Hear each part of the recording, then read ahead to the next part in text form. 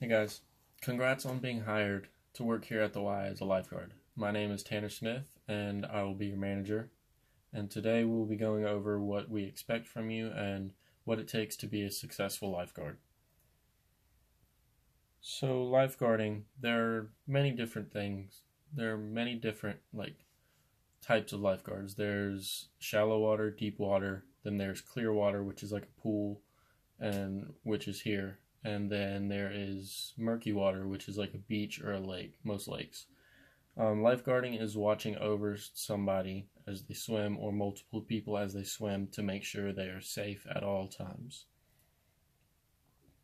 So, the main characteristics of a lifeguard. The acronym that I like to use is LIFE. Since it's part of lifeguard, it's easy to remember. So, the L is for leadership. You always want to look out for other people.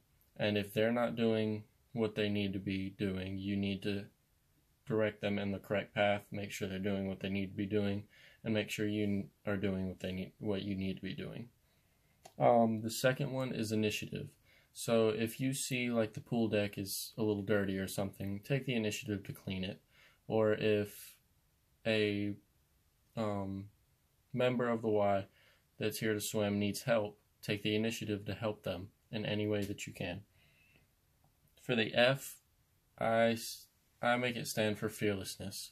So being a lifeguard, there's a lot of different situations that you can be in, and it can be scary. So like saving somebody, that can be scary, but you have to do it. This is your job, so you need to be prepared and just attack it and save them. For the E, it's elasticity, as this goes along with fearlessness. So you get in a lot of different situations. You need to be able to adapt to whatever that situation may be and have the skill set to be able to complete that activity. So some of the skills of a successful lifeguard. First are in-water saves. So there are different types of saves. There are for the shallow water saves, there's the head and neck injury. You need to know how to do that. As you should know, you take their arms, put them next to their head to create a splint for their head with using their own arms, and circle them around the water until help arrives. If they are conscious, you need to approach them cautiously because they can be freaking out.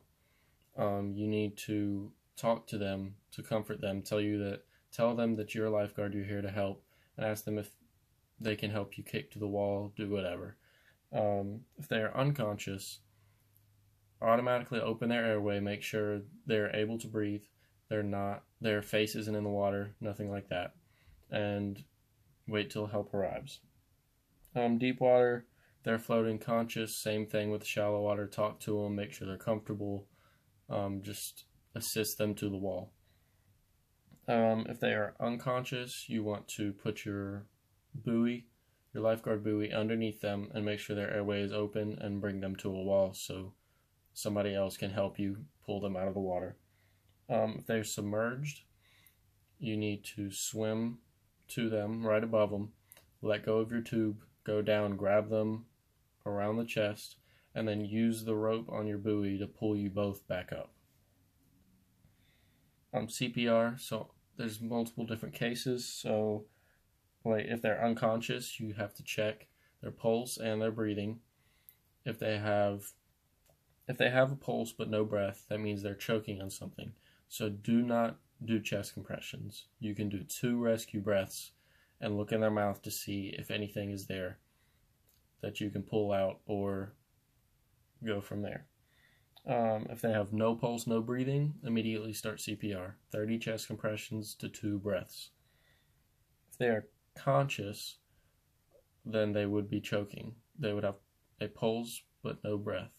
So you can either do the Heimlich maneuver or look in their throat and see if there's something that you can reach in there and grab out. First aid, so bleeding, you need to know how to clean a wound, put a Band-Aid on, take care of it. Then there is stroke and heart attack. So one of the main acronyms for this is FAST. This is how you tell if somebody has a stroke.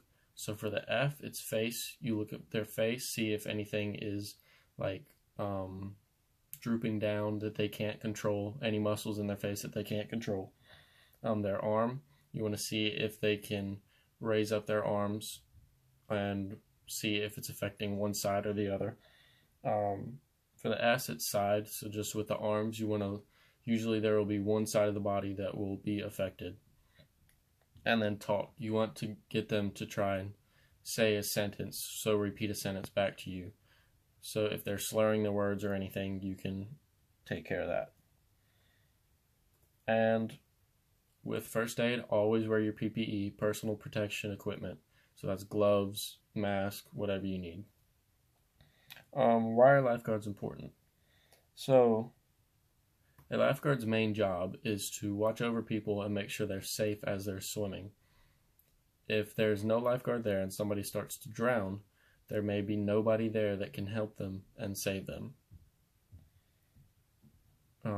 Lifeguards are always training to keep their skills up, to make sure they can adapt to any situation they need to do or they catch themselves in, and they are always focused and have a pretty good athletic ability because they need to be strong swimmers to be able to save anybody they need to.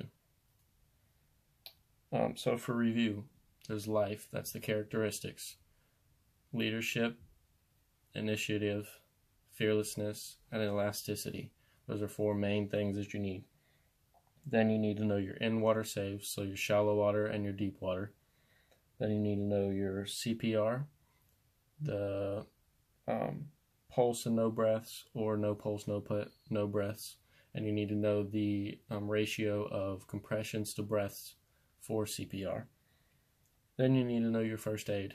So your bleeding, basic first aid, and then the signs of a stroke and a heart attack. So you can be prepared to determine whether they have one of those and call 911 to save them. That is it for my presentation. I hope you all have a very successful lifeguarding season, and I'm looking forward to working with you all.